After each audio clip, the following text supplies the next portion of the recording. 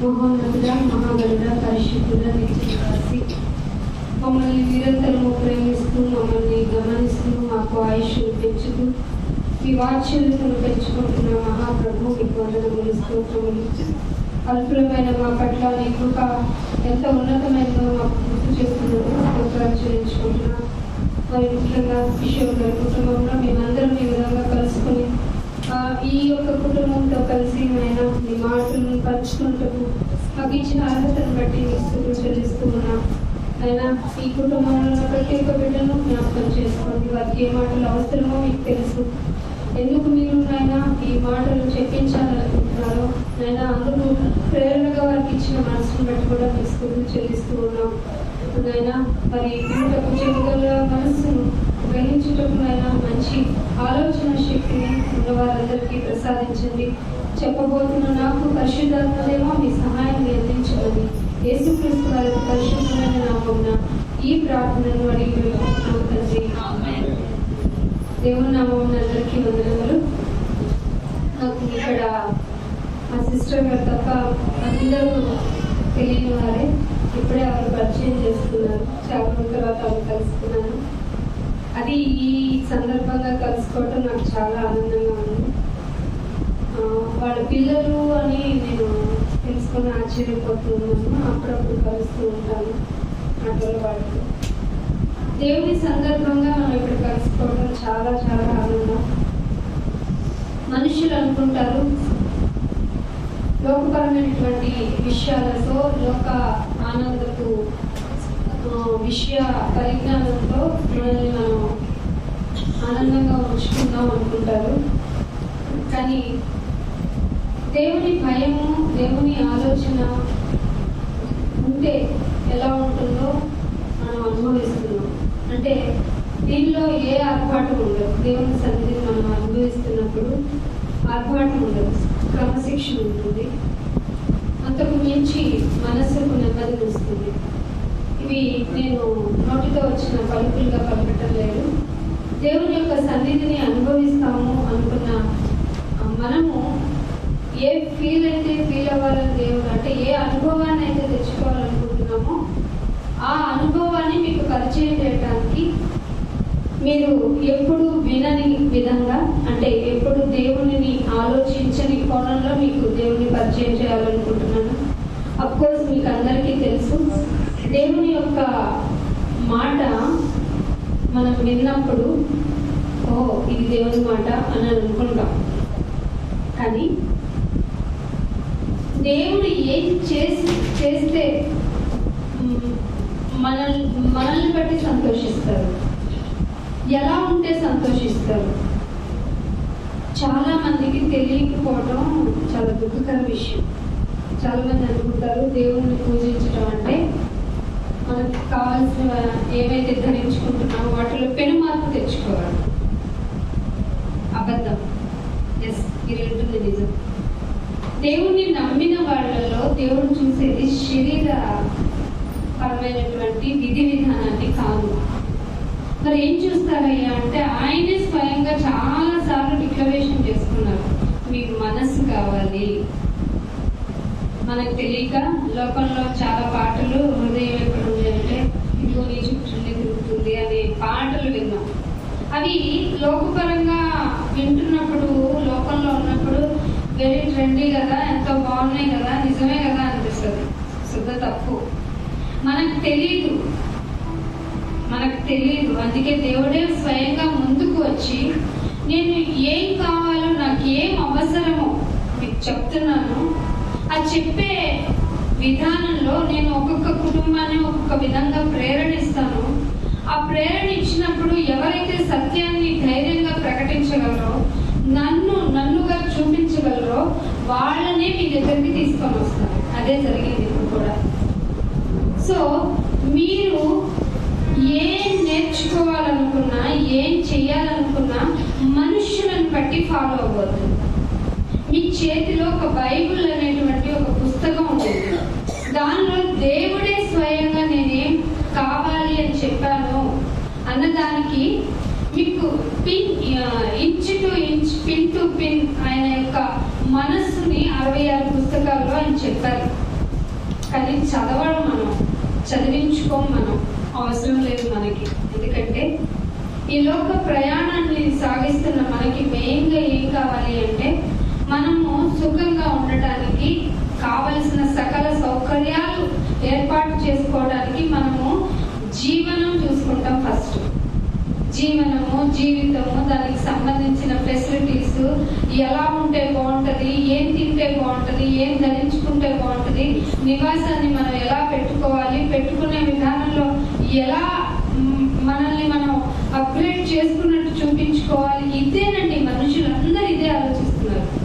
కానీ అందరికీ తెలియని విషయం, తెలిసినా మర్చిపోయిన విషయం ఏమిటంటే మనుషులందరూ ఒక రోజు చనిపోతారు.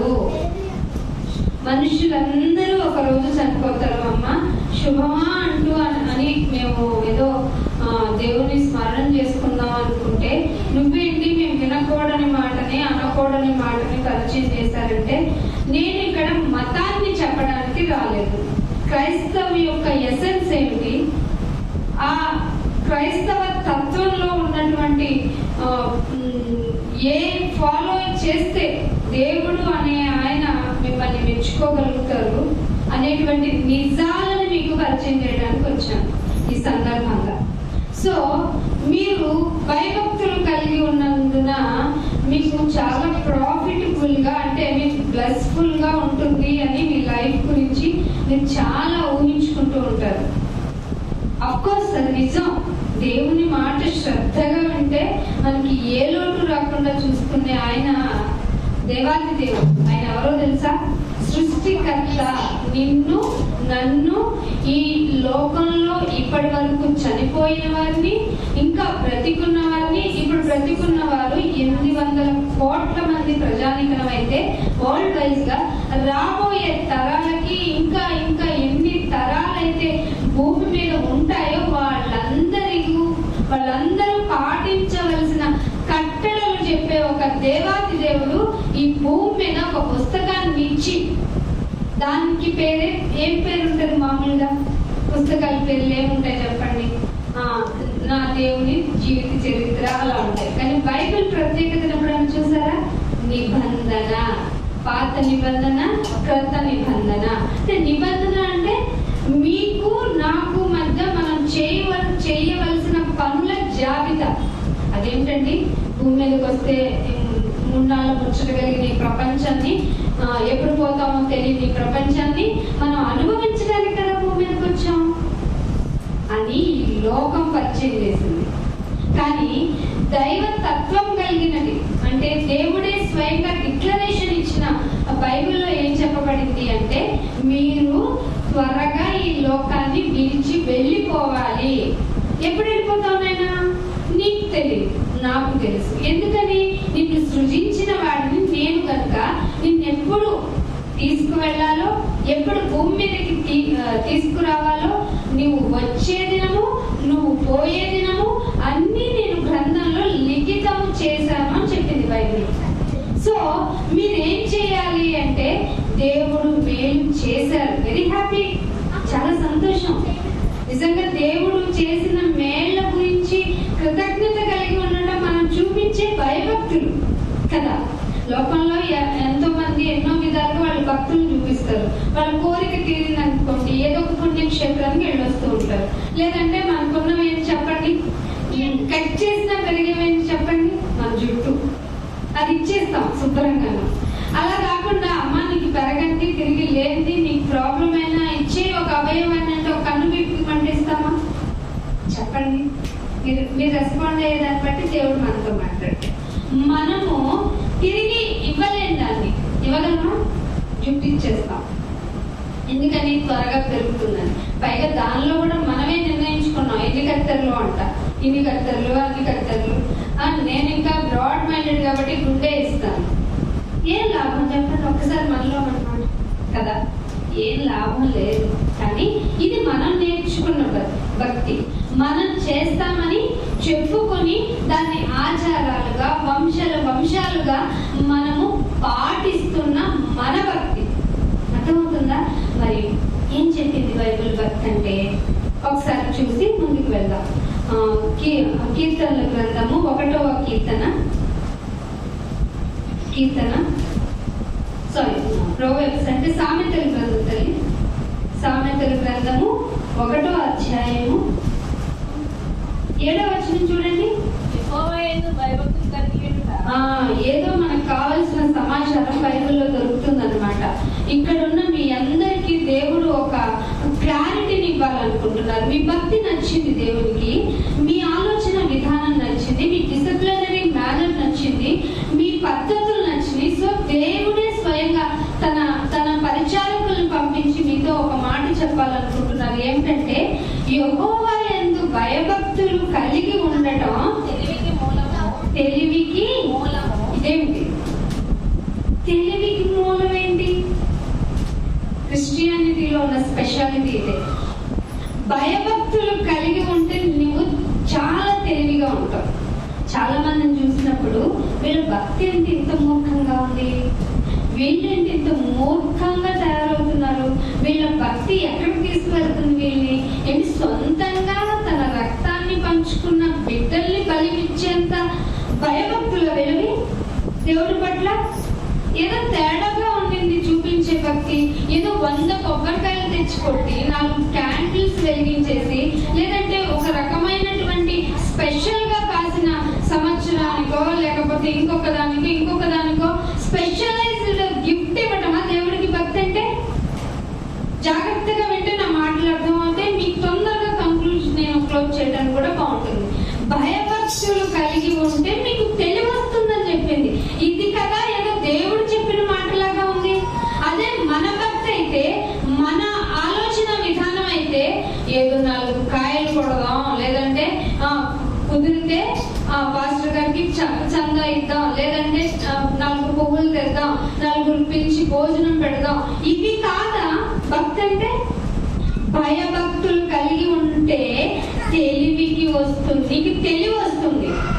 ఏం చెయ్యాలి, ఏం చేయకూడదు, ఎలా ఉంటే బాగుంటుంది, ఏం చేస్తే నా హౌస్ పీస్ఫుల్ మెథడ్ లో ఉంటుంది, ఏం చెయ్యకుంటే ఆయన చూపించే లోటు నా కుటుంబంలో కనబడుతుంది, ఏ తెలివి నాకు ఉండాలి. లోకంలో తెలివిగా ఉండడం అంటే నేను బెస్ట్ తీసుకోవడం కదా అనుకుంటున్నాను, కానీ దేవుని యందు భయభక్తులు కలిగి ఉండటమే తెలివికి మూలం. ఎవరైనా చెప్పుకుంటారేమో, చెప్పుకుంటారు నాకు తెలిసి. ఇక నుంచి భయభక్తులు కలిగి ఉండటం అంటే ఆయన తెలివిని ప్రసాదించటం. అయితే కింద చెప్తున్నాడు, మూర్ఖులైన వారే జ్ఞానమును ఉపదేశమును రిజెక్ట్ చేస్తారు. చాలా మందికి ఏమంటే మీరేమి ఇంత ఘోరంగా దేవునికి ఇలాగ పొర్లి దండాలు పెట్టక్కర్లేదు, కఠిన ఉపవాసాలు చేయక్కర్లేదు, ఈవెన్ మీరు ఎత్తైన పర్వతానికి వెళ్ళి తపస్సు చేయక్కర్లేదు, దేవుని యందు భయం భక్తి ఉంటే చాలు, మనం ఏమి ఓవర్ గా భక్తిని ప్రదర్శించక్కర్లేదు. అది స్వయంగా దేవుడు అనబడే ఆయన చెప్పారు అంటే ఎవరై దేవుడు అని అంటారు. నిజంగా వింటారు, కొంతమంది వింటారు. విని ఇలాగా మనకి చెప్పబడింది క్రైస్తవ్యంలోనండి అన్నాం అనుకోండి, వెంటనే వాడి మొహం మాడిపోతుంది.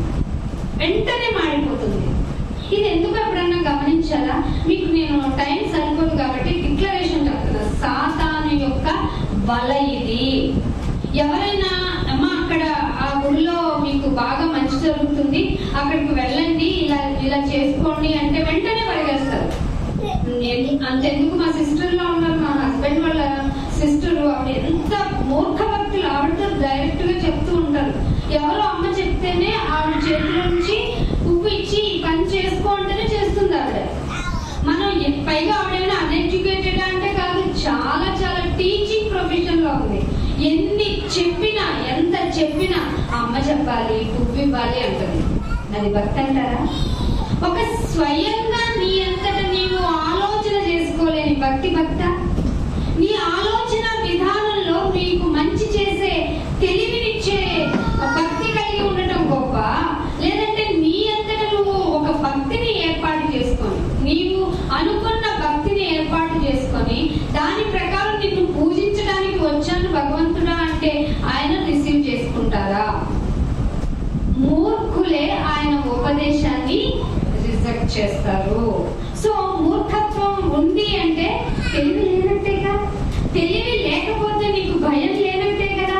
మరి నేను భయము భక్తి కలిగిన వాడను, కలిగిన దాన్ని అంటే ఆయన కోరుకున్న భక్తి విధానం మనలో ఉండాలి కదా. సో ఇంకొక మాట చూపిస్తాను. ఇదే సామెతల గ్రంథము 9వ అధ్యాయం చూడండి. 9వ అధ్యాయము 10వ వచనం చూడండి. భయభక్తులు కలిగి ఉండుటయే, భయభక్తులు కలిగి ఉండుటయే జ్ఞానమునకు మూలము. జ్ఞానానికి బేస్టింగ్. మనం జ్ఞానంగా ఉండడానికి బేస్టింగ్ ఏంటంటే భయభక్తులు కలిగి ఉండటం. అమ్మా మీకు ఇక్కడ ఒక డౌట్ వస్తుంది. అక్కడ ఎవరి పేరు ఉండింది? యెహోవా అని పేరు ఉండింది.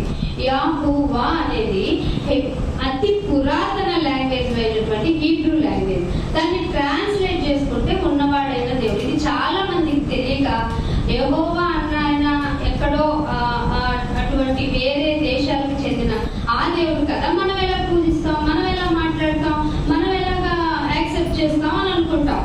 సో ట్రాన్స్లేటింగ్ వర్డ్ తెలియాలి. తెలివి ఉంటే ఇవన్నీ చేయగలుగుతాం. లేకపోతే మూర్ఖంగా పూజించడం నేర్చుకుంటాం. ఆ మూర్ఖంగా పూజించే విధానంలో చెట్టును చూస్తాం, పుట్టను చూస్తాం, లేదంటే ఒక ఆర్గానిజమ్స్ 84 లక్షల జీవరాశుల్లో ప్రతి దానిలో నీకు దేవుడు కనిపిస్తాడు. కానీ బైబిల్ ఏం చెప్పింది తెలుసా? అవన్నీ క్రియేషన్ ఓన్లీ, సృష్టి ఓన్లీ. సృష్టికర్త వేరుగా ఉన్నారు. మీరు సృష్టిని పూజించకూడదు. దాన్ని ఎక్కడి వరకు తీసుకెళ్ళి చెప్పాడో తెలుసా దేవుడు? మీరు కనుక సృష్టిని కనుక వర్షిపింగ్ చేశారంటే మీరు వ్యభిచారులతో సమానం. ఇది వినటానికి చాలా అసహ్యంగా ఉంటుంది, కానీ ఇదే నిజం. ఇదే బైబిల్ చెప్పింది. అంతగా నేను మిమ్మల్ని అసహించుకుంటాను. ఫోన్లే నువ్వు కాకపోతే వేరొక దేవుడు లేడా అంటే బైబిల్ దాని గురించి కూడా అంతా చెప్పింది. నేనే దేవుడను, నేను తప్ప వేరొక దేవుడు లేడు, నా చేతిలో నుండి నిన్నెవ్వరూ తప్పించలేరు. ద్వితీయోపదేశ కాండంలో ఉంటుంది 32వ అధ్యాయంలో. మీరు ఇంటికి చదవండి. నా చేతిలో నుండి మిమ్మల్ని ఎవరు తప్పించలేరు. సో నా గురించిన వివరణ ప్రతిదీ మీకు నేను తెలియచేయాలనుకున్నాను. మీ భక్తిని మెచ్చి సుమా, మీ వ్యక్తిని మెచ్చి. అందుకనే జ్ఞానము యెహోవా యందు భయభక్తులు కలిగి ఉండుటే జ్ఞానమునకు మూలము, పరిశుద్ధ దేవుని గూర్చిన తెలివి. అదేంటి నాయన? మాకు తెలిసిన విధానంలో దేవుడు కదా? నో. నేను చూస్తాను ఆకాశం వైపు మ్యాజికల్ థింగ్స్ చూసి, ఓహో ఈ భూమి మీద ఏదో అతీతమైన శక్తి ఉంది కాబట్టి, సో ఆకాశంలో కనిపించే ఆ సింబాలిక్ నేచర్ ని బట్టి ఆయన సూర్యుడైనా చంద్రుడైనా సో ఎవరైనా వాళ్ళకి నేను మొక్కుకోవాలని అనుకుంటాను. బైబిల్ చెప్పింది అది. సో అలా అనుకూడదు కాబట్టే నేను ఎవరినో నీకు రిప్రజెంట్ చేస్తున్నాను. నేను ఎవరినో తెలుసా? ఆల్ఫా ఒమేగా, ఆది అంతము. నీకు ఎక్కడ నువ్వు స్టార్ట్ అవుదాం అనుకుంటున్నావు నా గురించి? ఆన్ దట్ బిఫోర్ నేను ఉన్నాను. ఎక్కడ నీ లెక్కల ప్రకారం నేను ఎండ్ అవుతాను అనుకుంటున్నావు? దేవుడు అంటే అనంతుడు. అర్థమవుతుందా? ఆయనకి ఎండ్ ఆఫ్ ది పాయింట్ ఉండదు. అర్థమైందా? ఒక చోటకు వచ్చిన తర్వాత నా గాడ్ క్యారెక్టర్ ఎక్స్పైరీ అయిపోయింది అనుకోండి, ఒక యుగానికి వచ్చిన తర్వాత నా గాడ్ క్యారెక్టర్ అనేది అవతారం చాలించేశాను అనుకోండి మీ భాషలో, దేవుడు అవుతారా? శిష్ట రక్షణ అంటే దుష్ట రక్షణ, శిష్ట రక్షణ ఏదో ఒకటి చెయ్యాలి దేవుడు అంటే అని చాలా మంది అనుకుంటున్నారు. కానీ దేవుడు అసలైన క్యారెక్టర్ ఏంటో చెప్పనా? సృష్టించినవాడు. ఉన్నాడు లేడు అని నేను ఒప్పుకున్నా ఒప్పుకోకపోయినా నీ కోసం నేను వెయిట్ చేస్తాను. నువ్వు తప్పు చేసావు, నేను ఉన్నానని చెప్పినా నేను నమ్మను అనే స్థితికి వెళ్ళిన నేను నువ్వు మారేదాకా వెయిట్ చేస్తా. దాన్ని బైబిల్ ఏముందో తెలుసా? నీ యొక్క హృదయం అనే తలుపు దగ్గర నేను ఏం చేస్తున్నాను? స్టక్ చేస్తున్నాను. ఏం చేస్తున్నానంటే అంటే విత్ యువర్ పర్మిషన్. డోర్ ఎందుకు కొడతామండి చెప్పండి? యాజ్ మన ఒక సెన్సిబిలిటీ ప్రకారం ఎవరికన్నా హౌస్ లోకి రావాలన్నప్పుడు మనం డోర్ ఎందుకు కొడతాం? అనుమతి అడగటం. అర్థమవుతుందా? ఈ నిజదేవుని యొక్క క్యారెక్టర్ నేను రావాలా వద్దా? ఆస్కింగ్ యూ, అంతే. నేను నిన్ను అడుగుతున్నాను. పోనీ ఏంటైనా నువ్వు అడిగి రావడం ఏంటి? దేవుడు కదా, మరి ఎందుకు అడుగుతున్నావు అలాగంటే విత్ యువర్ పర్మిషన్.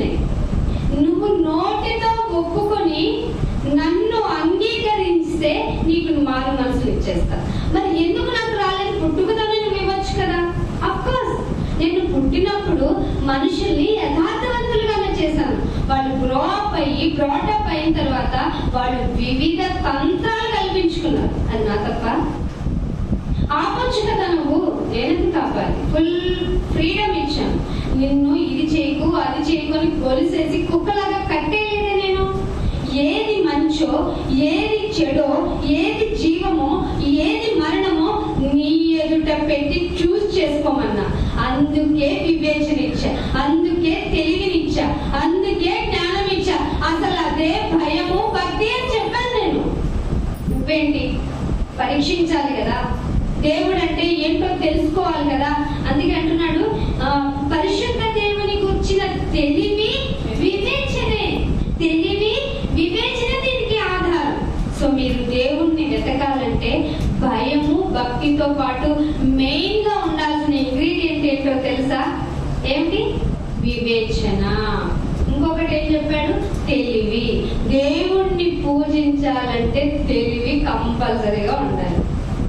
అతిశక్తిగా ఉంది కదా, ఇదినే నిజం. కానీ ఈ నిజాన్ని మసిపూసి మారాయికాయ చేసింది సాతాను, దాని సంబంధులు. ఈ లోక అంధకార సంబంధులైన వాళ్ళు దానితో జత చేరి కొన్ని సెక్షన్స్ అనో కొన్ని రూల్స్ అనో పెట్టి అసలైన దేవుణ్ణి మరుగున చేశారు. మరి తెలుసుకోవడం నీ బాధ్యతే కదా, తెలుసుకొని బ్రతకవలసింది నువ్వే కదా. అందుకే ఆయన యందు భయభక్తులు కలిగి ఉండటం జ్ఞానానికి మూలం అన్నాడు. పరిశుద్ధ దేవుని గురించిన తెలివే వివేచనకు ఆధారం అన్నాడు. అందుకే నేను ఇంకొక మాట చూపిస్తాను. 9వ అధ్యాయము 18వ వచనం చూడండి. ఇదే 9వ అధ్యాయము 18వ వచనం. అయితే అతను ప్రేతలు ఉన్నారని 17వ వచనం చదివితే నీకు అర్థం అవుతుంది.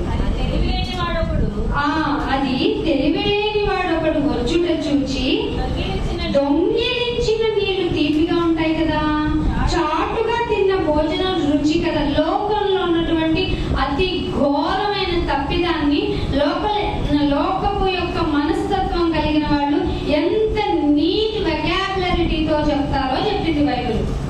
దొంగతనం ఏం చెప్పండి? తప్ప రైటా? తప్పు. కానీ ఏమని చెప్తుందంట లోకం ఏం చెప్తుందంట? వాడు తెలివి లేనాడు. తెలివి లేనివాడు అంటే ఇన్ ది సెన్స్ ఏంటి? భయభక్తులు లేనివాడు. వాడు ఏం చేస్తాడట? దొంగిలించిన నీళ్లు చాలా స్వీట్ తెలుసా అని చెప్తాడంట. దీన్ని మనం చాలా లైట్ తీసుకుంటాం కదా. ఏదన్నా కాయ కొనుక్కొని తినాలంటే మనకు చెడ్డ చిరాకు. పక్కింట్లో కొమ్మ నుంచి వచ్చిన కాయ ఎంత రుచిగా ఉందో. ఇది మన శారీరక, దీన్ని బైబుల్ ఏమైందంటే శరీర సంబంధమైన స్వాభావిక అంటే న్యాచురల్ గా వచ్చే చెడ్డ హ్యాబిట్. తంత్రం కల్పించుకున్నప్పుడు ఒక హ్యాబిట్ ఎలా ఉండదో చూపించాను. అయితే ఇంకొక చోట అంటదట, చాటున తెచ్చుకుని తిన్న బిర్యానీ బాగుంటుంది కదా, చాటుగా తింటే బాగుంటుంది కదా అంటదట. అయితే దీన్ని కదా బాగుంటుంది కదా అని లోకంలో ఉన్న మన అందరం అప్రోచ్ చేసుకుంటే ఇమ్మీడియట్ గా అక్కడ ఒక అటెన్షన్ వస్తుంది. చూడండి, అచ్చట ప్రేతలు ఉన్నారు, ఇలా పనులు చెప్పేవాళ్ళు, ఈ ప్రకారంగా నడుచుకునేవాళ్ళు. ప్రేతలు అంటే చచ్చిన వాళ్ళు. ఏ విధంగా చచ్చిన వాళ్ళు? బతికుండి దేవుడెవరో విచక్షణ లేక, జ్ఞానం లేక, నిజమైన భయభక్తులు కలిగి ఉండటం అంటే ఏంటో అసలు గ్రహింపుకు తెచ్చుకొనక, వాళ్ళకి ఛాన్స్ వచ్చినా వినియోగించుకోకుండా ఉన్న వాళ్ళే ప్రేతలు. ఆ ప్రేతలు ఉన్నారని దాని ఇంటికి వెళ్ళువా. ఇలాంటి మాటలన్నీ చెప్పి లోకపరంగా మనల్ని ఎంటర్టైన్మెంట్ చేసే ఏ ఎంటర్టైన్మెంట్ కార్యక్రమం మనకి టీవీలో వచ్చిన, ఈవెన్ మన ఫోన్ లో వచ్చిన, మన ఫ్రెండ్ సర్కిల్లో ఉన్నా, మన ఫ్యామిలీలో ఉన్నా, అసలు మనమై ఉన్నా ఏమవ్వాలి? మార్పు చెందాలి. లేకపోతే ఎక్కడికి వెళ్ళిపోతాం? ప్రేతలు ఉన్న చోటకి వెళ్తాం. ఆ ప్రేతలు ఇంటికి వెళ్ళేవారు ఎక్కడున్నారట? పాతాళ కూపము. ఇది ఎవరికి లోకంలో ఇంట్రడ్యూస్ చేయటం లేదు. హ్యాపీ కదా, 3 నాళ్ళ ముచ్చట కదా. 3 నాళ్ళ ముచ్చట అయితే ఏం చేయాలి? బాగా ఎంజాయ్ చేసేయాలి. ఎలా ఎంజాయ్ చేద్దాం? బాగా తిందాం, బాగా త్రాగుదాం, తినిన తర్వాత త్రాగిన తర్వాత లేచి ఆడుదాం. ఈ 3 కాన్సెప్ట్లు తప్ప జరిగేదేంటి ఇంకా ప్రపంచంలో? మీరు చెప్పండి, ఎక్కడన్నా ఉన్నాయా? తిందాం, త్రాగుదాం, ఆడుదాం, ఇవే. అందుకే ఇవి ఎక్కడ జరిగినాయని తెలుసా?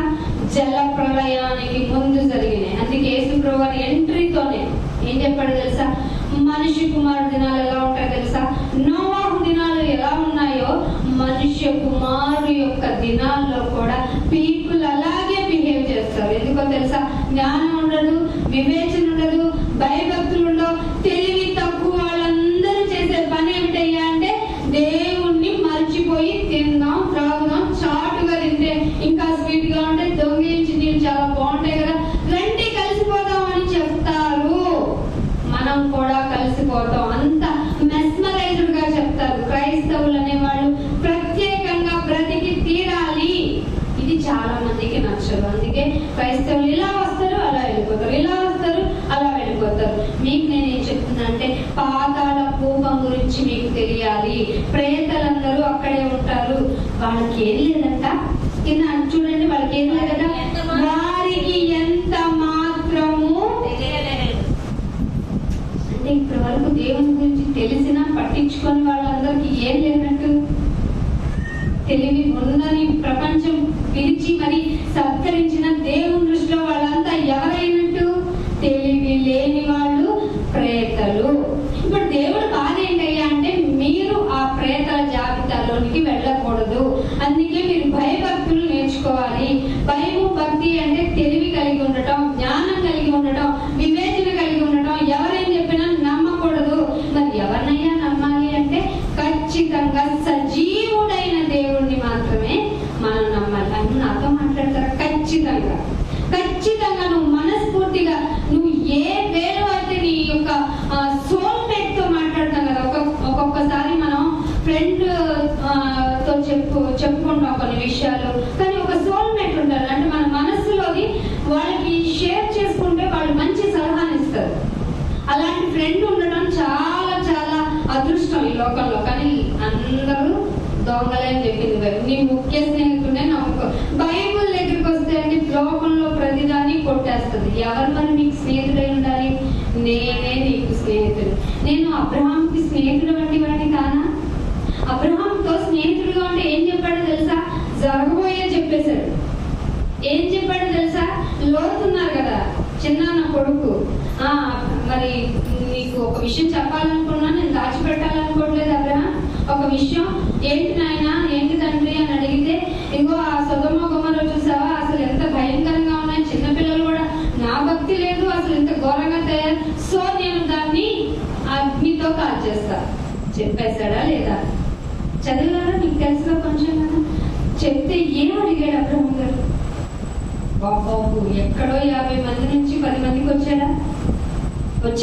అంటే 10 మంది గురించి ప్లీజింగ్ చేస్తున్న ఒక మనుష్యుని యొక్క మాట ఆ దేవాది దేవుడు ఆల్రెడీ తీసుకున్న డెసిషన్ మార్చుకుంటానన్నాడా లేదా? అది అబ్రహాము విశ్వాసములకు తండ్రి, ఫెయిత్ ఆఫ్ ఫాదర్. మనకు చిన్న ఆవగించంత విశ్వాసం కావాలంట. నీ మాట వింటాను, నేను ఆలోచిస్తాను.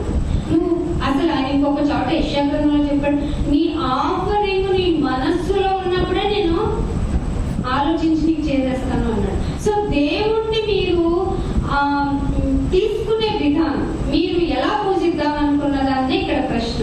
ఆయనకి ఒక స్టాటిస్టిక్ ఫిగర్ చేద్దామా? క్రాస్ లో పెట్టి చూద్దామా? క్రాస్ కాదు, ఆయన మీరు ఒక ఫిగర్ పెట్టి ఒక బొమ్మ పెట్టి పూజించడానికి అస్సలు ఆయనకి సంబంధం లేదు. ఆయన ఎవరయ్యా అంటే ఆత్మయై ఉన్నారు. మీకు తెలుసు కదా, మత్తయి సువార్త ఇంటికి వెళ్ళి చదవండి, 4వ అధ్యాయంలో 4వ వచనంలో దేవుడు ఏమై ఉన్నాడంట? ఆత్మ అయి ఉన్నాడంట. ఆత్మ అయిన దేవుణ్ణి ఎలా పూజించాలంట? ఆత్మతోనూ సత్యముతోను. ఇంతకీ ఆత్మ ఎక్కడ ఉంది? ఆత్మ ఎక్కడ ఉంది?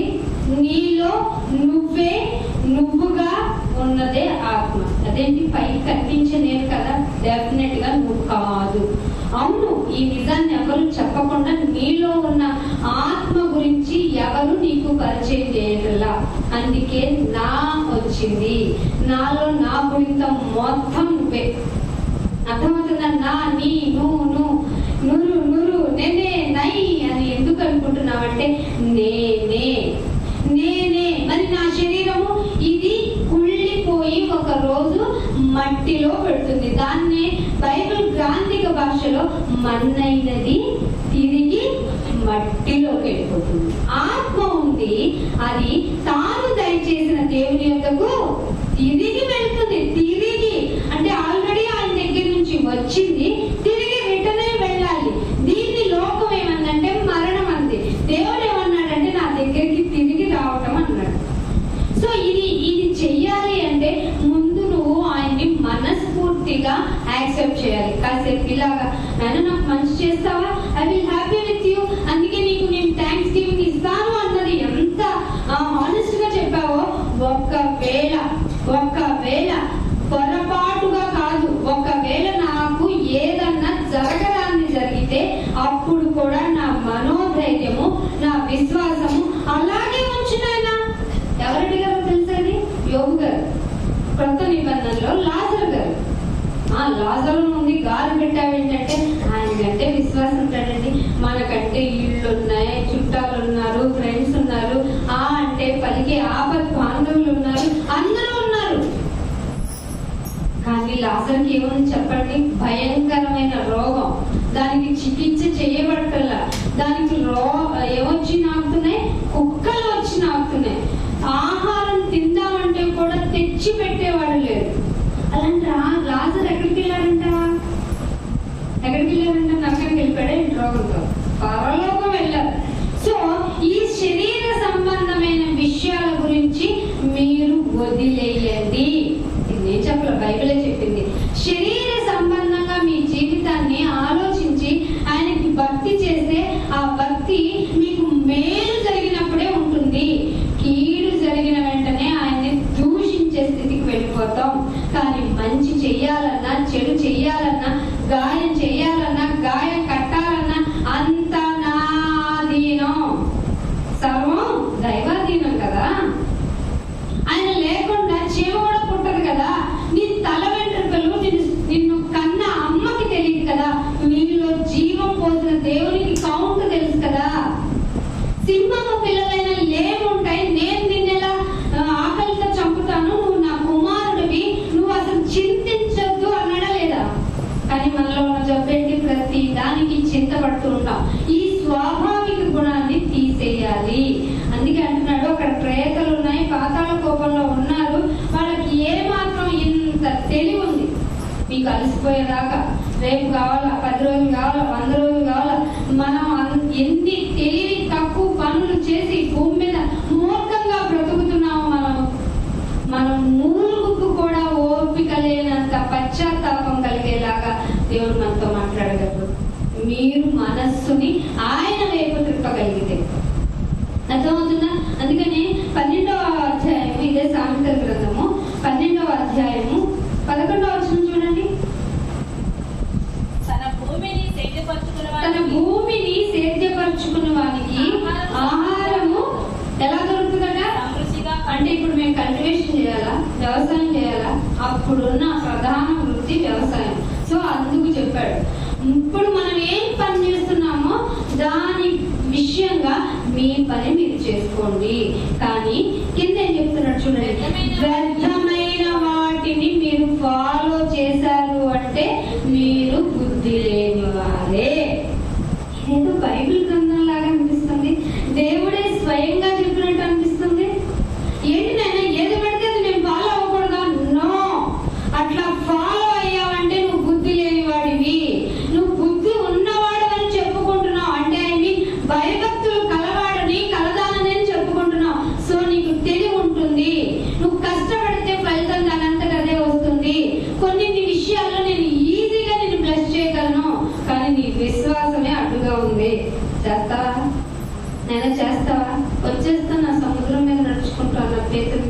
రా పేతురు అంటే 3 స్టెప్పులు వేసాడో లేదా, మునిగిపోయాడా లేదా? ఎందుకని అంటారు? నడవమన్నాడు, నడిచేస్తాను. ఏంటి నడిచే సముద్రం మీద నాకు నమ్మకం కలగట్లా అనే లోపు మునిగిపోయాడు. చూసారా, మన విశ్వాసం ఎలా డిక్రీజ్ అయిపోద్దో మనకున్న బ్లెస్సింగ్స్ కూడా అలాగే డిక్రీజ్ అయిపోతాయి. సో నేనేం చెప్తున్నానంటే, మీరు చేస్తున్న ఏ పని అయితే చేస్తున్నారో దానిని చేసుకుంటూనే ఉండాలి. అది హానెస్ట్ గా చేసుకోవాలి. అప్పుడు సమృద్ధిగా మీకు ఫుడ్ ఉంటుంది. ఈవెన్ ఏంటి, ఎంత సంపాదించినా నాకు లోటే ఉండగానే వ్యర్థమైన వాటి వైపు ఫాలో అయ్యారా? మీ అంత బుద్ధిహీనులు లేవు. అందుకనే ఇంకొక మాట చూస్తాను చూడండి, కీర్తన గ్రంథం 147వ కీర్తన 11వ వచనం చూడండి. 147 భయభక్తులు గలవారి మళ్ళీ ఇక్కడ అదే చెప్తున్నాడండి. తన యందు భయభక్తులు గలవారికి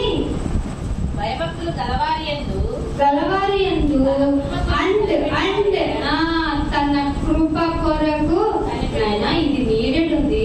ఇలా నాకు అవసరం అనిపిస్తుంది. నా పిల్లల భవిష్యత్తు విషయంలో కానీ, నేను తీసుకున్న స్టెప్ విషయంలో కానీ నీ కృపనే నేను కోరుకుంటున్నాను నాయన. ప్రార్థన చేస్తాను. ఇప్పుడు నీ కృప చాలు అని అన్నామా? అనలేదు. ఇలా అంటేనంట ఆయన ఎలా రియాక్ట్ అవుతారంట? యెహోవా ఆనందించువాడై ఉన్నాడు. చాలా మంది ఏం చెప్పుకుంటారు? పెనుగులాడు మా దేవుడి దగ్గర, మా గట్టిగా పట్టుకుని అడుగమ్మా, గట్టిగా ఉపవాసాలు లేయమ్మా. మీ నాన్నగారి దగ్గర నాన్న ఇది ఇచ్చేయండి. ఇప్పుడు మా డాడీ ఉన్నారు అనుకోండి, నాన్నగారు అది ఇచ్చేయండి అని అడుగుతానా? నేను ఉపవాసం ఉన్నాను. ఎందుకుంది అని అమ్మని అడిగారు అనుకోండి, అమ్మ మీ ఆన్సర్ చెప్తుంది, మీరు ఏదో ఇవ్వాలంట. అదేంటి, దానికి ఉపవాసం ఉండాల్సిన అవసరం ఏంటి? నా దగ్గరకు వచ్చి అడిగితే ఇస్తాను కదా అంటాడా లేదా? అంటారా? అది కామన్ థింగ్ కదా. మీరు అంటే ఇప్పుడు ఆ ఉపవాసం ఉండొద్దు అంటారా? ఖచ్చితంగా ఉండాలి. ఎందుకంటే ఈ శరీరం అన్ని విషయాల్లో ఉప్పొంగుతుంది. ఆ ఉప్పొంగేతనాన్ని గట్టిగా కొట్టాలి అంటే, మిమ్మల్ని మీరు నలగొట్టుకోవాలంటే ఉపవాసం కంపల్సరీ చేసుకోవాలి. కానీ మీరు ఏదైతే కోరికను తీర్చుకోవాలనుకుంటున్నారో దాని నిమిత్తం ఉండదు. నా డాడీ ఆయన అన్నారు, నేను తండ్రి అయిన దేవుణ్ణి అన్నారు. మన దేవుడు ఎవరట? తండ్రి అయిన దేవుడు. కానీ మనం చాలా చోట్ల దేవుడికి వేరుగా పెడతాము, తండ్రి గారిని వేరుగా పెడతాము, అసలు సంబంధం ఉండదు. కానీ బైబిల్లో ఉన్న దేవుడి యొక్క రిలేషన్ ఏంటంటే తండ్రి అయిన దేవుడు. ఆయన్ని మీరు ఏం అడగాలనుకున్నా, తండ్రి నాకు ఇది అవసరం, నాకు అనిపిస్తుంది, కానీ నాకు అవసరమో లేదో భూత వర్తమాన భవిష్యత్తులో ఎరిగిన దేవాతి దేవుడు అయినా మీకు మాత్రమే తెలుసు. సో నేను ఇప్పుడు కష్టపడినా, ఇప్పుడు నష్టపడినా, నాకు సమ్మతి కలిగిన మనసు నీవు, నాకు ఇది అర్హత ఉంది అంటే ఇప్పుడే ఇవ్వు. చాలా ప్రేమ, అంతే సింపుల్. దీనికి ఏం పెనుగులాడాల్సింది ఎందుకో తెలుసా?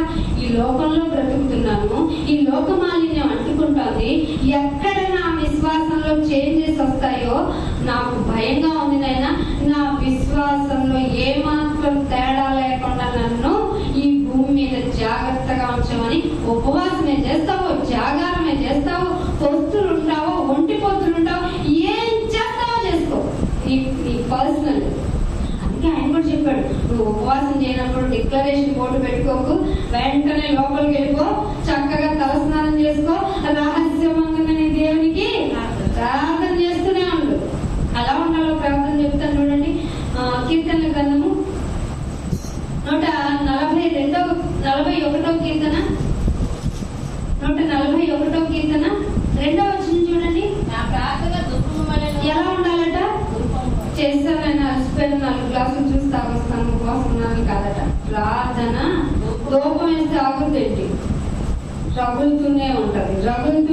తెలుసు కదా, మీరు ఇప్పుడు దీపాలు కేసు ఉంటారు కదా, ధూపం వస్తూనే ఉంటది. మీ ప్రార్థన ఎలా ఉండాలంట? దానికంటే ఒక సమయం కాదు, కంటిన్యూస్ ప్రాసెస్. ఇది దేవుడిని అడుగుతూనే ఉండాలి. స్టెప్పింగ్ చేస్తున్నాను నాయన, నా గృహంలో ఉన్నాను, పనులన్నీ చేసుకుంటున్నాను, లోకపరంగా నేను అవుట్ సైడ్కి వెళ్తున్నాను, లోకస్తులు నాతో ఇంటరాక్ట్ అవుతారు, కానీ నా మాట తీరు కానీ, నా బాడీ లాంగ్వేజ్ కానీ, నా భక్తి కానీ ఎక్కడ వాళ్ళకి చిక్కేలాగా ఉండకూడదు, నేను దుఃఖ పెట్టేలాగా ఉండకూడదు. ఇది చెయ్యాలి. ప్రార్థన ఎలా ఉండాలి? ధూపము వలన నేను చేతులు ఎత్తుట. చేతులు ఎప్పుడు ఎత్తుతామో తెలుసా? నేను నిర్దోషిని, ఇంకా నేను నిస్సహాయుణ్ణి. హ్యాండ్స్ అప్ అంటారు ఎందుకు చెప్పండి? చేతులు ఎత్తు అంటారు ఎందుకు? ఎవరు చెప్తే ఎవరు ఎత్తుతారు? పోలీస్ చెప్తే క్రిమినల్ ఎత్తుతారు. బాబు ఇంకా నా చేతిలో ఏం లేవో ఎత్తేస్తున్నాను. సో చేతులు ఎత్తుట సాయంకాలం నైవేద్యం. ఎంత బాగా పెట్టచ్చు సాయంకాలం నైవేద్యం. మనం అనుకున్నాం నైవేద్యం అంటే బాగా గీ వేసి మంచి డ్రై ఫ్రూట్స్ అన్ని వేసి మంచి పలహారాన్ని పెట్టడం అనుకుంది లోకం. తప్పు. నీ మాట, నీ ప్రార్థన ధూపం వలె, చేతులెత్తితే సాయంకాలపు నైవేద్యం వలె అవి మళ్ళీ నీ దృష్టికి ఏమవ్వాలి? యాక్సెప్ట్ అవ్వాలి. అంటే నా ప్రార్థన నేను ఎలా చేయాలి? చూడు ఎలా చేయాలి చెప్పనా? ఒక 5వ కీర్తన 5వ కీర్తన 3వ వచనం. 5వ కీర్తన 3వ వచనం. యెహోవా ఉదయమున నా కంఠస్వరము నీకు వినబడును. అంటే ఎట్లా చేయాలి? మీకు నా మాట వినబడాలి అంటే ఏం చేయాలి? నేను మీకు ఇష్టమైనట్టుగా నేను మాట్లాడాలి. మరి అంటే నువ్వు కంఠధ్వని ఆయనకి ఉదయాన్ని వినబడేలాగా ఉండాలంటే నువ్వేం చేయాలో చెప్తున్నాడు చూడండి. నా కంఠస్వరం నీకు వినబడును, ఉదయమున నా ప్రార్థన నీ సన్నిధికి సిద్ధం చేసాం. ఇదేంటి వంట సిద్ధం చేసామంటారు తెలుసు కదా మనకి. ప్రార్థన ఎప్పుడన్నా సిద్ధం చేసామా? ఇది అడగాలి దేవుళ్ళు. నేను ఈ విషయంగా దేవుడిని క్షమాపణ అడగాలి, ఈ విషయంగా ఆయన్ని నేను సారీ అడగాలి. క్షమాపణ సారీ రెండు ఒకటే. అయినా కానీ నా మనసు ఎత్తుకొని నెమ్మదించట్లేదు నాయన. నువ్వు నన్ను యాక్సెప్ట్ చేస్తావు, ఏ తప్పిదాన్నైనా క్షమిస్తానన్నావు కదా. ఇలా కంటిన్యూస్ గా ధూపం వల్ల వెళ్ళాలి నీ ప్రార్థన. నేను లోకంలోకి వెళ్తున్నాను, ఈవెన్ నేను జాబ్కి వెళ్తున్నాను, పనికి వెళ్తున్నాను. నా పని చిన్నదే అవ్వచ్చు, పెద్దదే అవ్వచ్చు, కానీ చేసే పని నేను నిజాయితీగా చేసుకోవాలి. నీ పని నువ్వు చేసుకో. నువ్వు చేసుకున్న దానిలో నువ్వు వర్ధిల్లుతావని నువ్వే చెప్పావు. కానీ నేను నా ప్రార్థనని నీ కొరకు సిద్ధం చేసుకున్నాను. ప్లీజ్ నాయన ఆలకించండి. ఎవరైనా నేర్పించారు ఇలాగా? అందుకే ప్రార్థనని నీ సన్నిధిలో సిద్ధం చేసి కాచుకొని ఉన్నాను. మనలో చాలా మందిని పొద్దున్నే ఎవరన్నా లేపాలి. ఎప్పుడన్నా నాయన నీకు నేను ప్రేయర్ చేయాలి, నేను కాసుకొని ఉన్నాను అని ఎవరన్నా రెడీగా ఉంటామా? ఉండి చూడండి మీ డే ఎంత ఈజీగా వెళ్ళిపోతావు.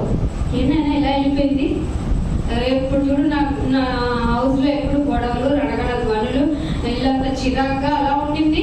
నేను నీ కొరకు నా డేని కనుక స్పెండ్ చేస్తే అట్ ద స్టార్టింగ్ టైంలో ఎంత బాగుండింది, నాకే నెమ్మదిగా ఉండింది, నా మాట తీరు మారింది, ఎక్కువగా గొడవలు పడలేదు, ఎక్కువ చిరాకులు పడలేదు, ఎక్కువ కోపం తెచ్చుకోలేదు, అందరితో నేను సమాధానంగా ఉన్నాను. నాకు అర్థమైంది నాయన, నీకు నేను ప్రార్థన అనేది సిద్ధం చేసుకొని నా జీవితంలో డేని స్టార్ట్ చేసుకోవాలా, ఇలా చేయాలా నా ప్రార్థనని. నేనేదో మమ అనిపించేశాను, ఇది చేసే అది చేసే, ఇచ్చేస్తావా చేయవా అంటూ నువ్వు బాగా ఇబ్బంది పెట్టాను. ఇప్పుడు రియలైజ్ అవుతున్నాను, నేను మారుతున్నాను, నాకు నీ భయభక్తుల గురించి క్లారిటీ వచ్చింది అని చెప్పారట. అందుకనే ఒకటో ఏం చెప్తానంటే యోహాను సువార్త 4వ అధ్యాయము ముగింపుకు వచ్చేసాను, జాగ్రత్తగా చూడండి. 4వ అధ్యాయము 20వ వచనం చూడండి. 4వ అధ్యాయము 20వ వచనం. యోహాను సువార్త 4. మా పితరులు పర్వతమందు ఆరాధించింది కానీ ఆరాధించవలసిన స్థలం ఎక్కడుందట? యెరూషలేములో కదా అని ఆయనతో చెప్తే, స్వయంగా యేసు ప్రభువు ఇచ్చిన డిక్లరేషన్, ఒకవేళ ప్రార్థన చేయాలి అంటే నీకు ఏమేమి సామాన్లు కావాలి? ఫ్రెష్ గా చెట్టు నుండి పూసిన పువ్వులు, మంచి ఫ్లేవరబుల్ గా ఇచ్చే సాంబ్రాణి ధూపాలు, ఒక క్యాండిల్, ఇంకేమైనా తెస్తావా? మంచి ఘీ తెచ్చి ఒక నైవేద్యంగా పెట్టి దండం పెట్టుకుంటావా? పూజిస్తావా? నమస్కరిస్తావా? కాదంట. ఏం చేయాలంట? చదవమ్మా. అమ్మా, ఒక కాలం, ఒక ట్రెండింగ్ కాలం వస్తుంది రాబోయే కాలంలో. ఆ కాలంలో యెరూషలేములో ప్రార్థించండి అని చెప్పిన నేనే, నా ఫాదర్ అయిన మా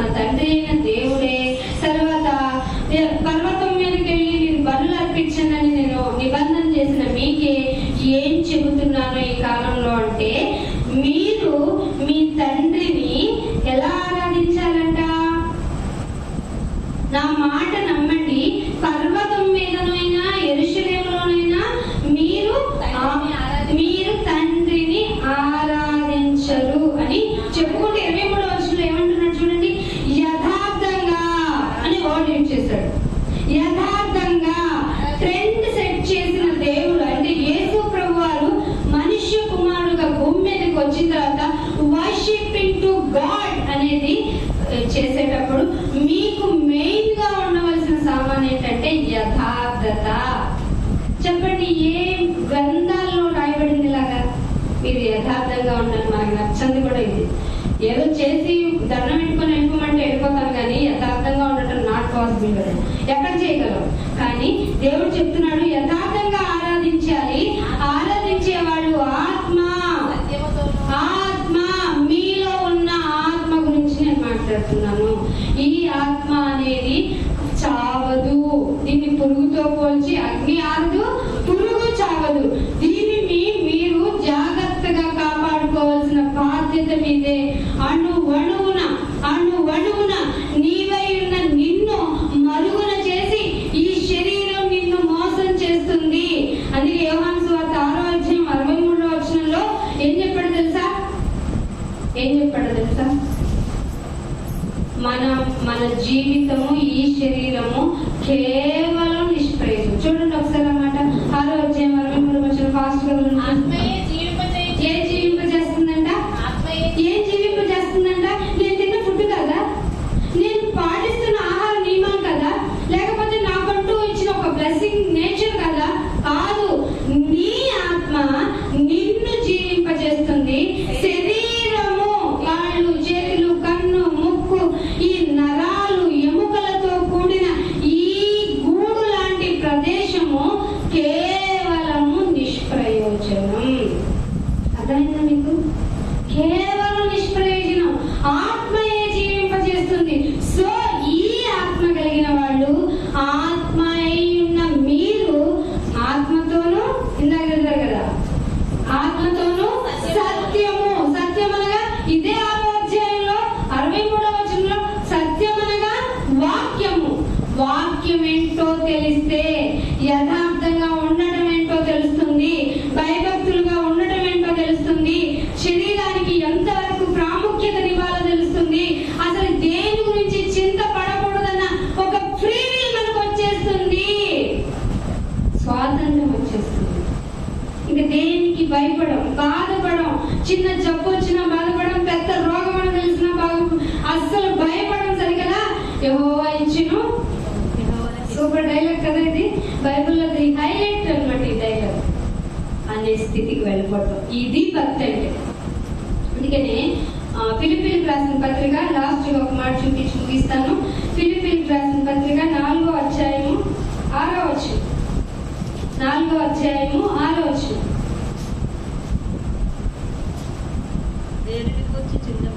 దేన్ని గూర్చి ఏంటి దేవుడు ఇంత మంచి మాట చెప్పారు?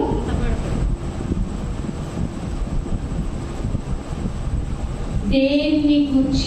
నేను ఈ ఫ్యామిలీ కూడా, ఈ ఫ్యామిలీ మెంబర్స్ అందరికి కూడా దేవుని తరపు నుంచి ఒక మాట చెప్పదలుచుకున్నాను. దేని గురించి వద్దు మీకు చింత. దేని గురించి చింతపడదు. మనం ఏం చేయాలి? ప్రతి విషయం, పిన్ టు పిన్, ప్రతి విషయాన్ని ఆయన దగ్గర పెట్టేది. మనుషులతో వద్దు, ఎవరితోనూ వద్దు. మా ఫ్యామిలీ ఫ్రెండ్ అనే ఇంకో పర్సన్తో కూడా షేర్ చేసుకోవద్దు. మీరే ఫ్యామిలీగా కూర్చోండి. భగవంతుడు నేను ఎలా ప్రేయర్ చేయాలో కూడా మీకు లింక్ ఇచ్చాను. ప్రార్థన సిద్ధపరచుకోండి. ఆయనకి యాక్సెప్ట్ చేయండి. మీరే ఖచ్చితంగా చెప్తారు, ప్రార్థన ఎలా చేసుకున్నాం కాబట్టి కార్యం జరిగింది. అందుకే ప్రతి విషయంలోనూ ప్రార్థన, విజ్ఞాపన, కృతజ్ఞత పూర్వకంగా జస్ట్ మీ రిక్వెస్ట్, అంతే. చింతించొద్దంట. జస్ట్ మీ రిక్వెస్ట్ దేవునికి తెలియచేయండి. ఎంత బాగా సరేండి. దీనికి ఏమైనా ఖర్చు ఉంటుందో చెప్పండి? అస్సలు ఉండదు. జీరో కాస్ట్ దేవుడికి మన ప్రేయర్. ఏ విషయానికి చింతపడవద్దు అనేది ఎంత భరోసా అండి. మరి ఎలా ఉండాలి? అన్ని విషయాల్లో ఆయనకి విజ్ఞాపన. అందుకే మీకు ఒక మాట, లూకా సువార్త 11వ అధ్యాయము, ఈ పాఠానికి బేస్ థింగ్ అనేది లూకా సువార్త 11వ అధ్యాయము 28వ వచనం. 11వ అధ్యాయము 28వ వచనం చూడండి. ఆయన ఏమన్నాడట? అవును గాని. ఈ సందర్భం మీకు తెలుసు అమ్మా, ఒక అమ్మ గట్టిగా కేకలేసి చెప్పిందంట, నిన్ను కన్న ధన్యమైన పో అంటే, అవునా థ్యాంక్ యూ అమ్మా అనలేదా యేసుప్రభు గారు? ఏం చెప్పాడో తెలుసా? అవును గాని దేవుని వాక్యము విని, అంటే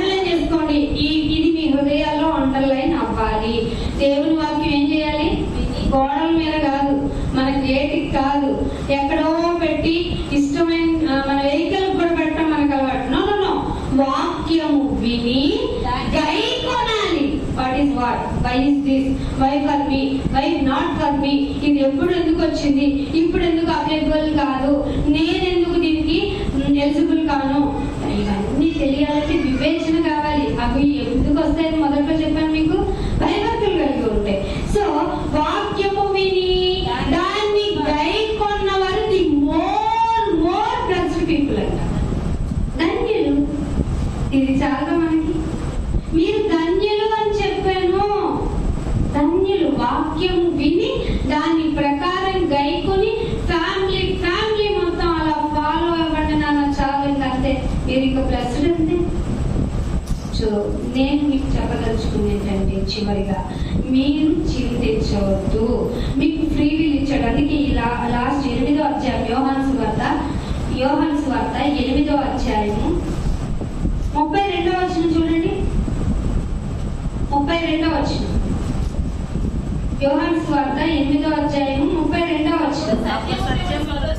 ఎప్పుడు వాక్యము విని దాన్ని గైకొన్న వారికి సత్యము అనగా వాక్యం మిమ్మల్ని ఏం చేస్తుంది? ఏ విషయానికి మీరు భయపడక్కర్లేదు, ఏ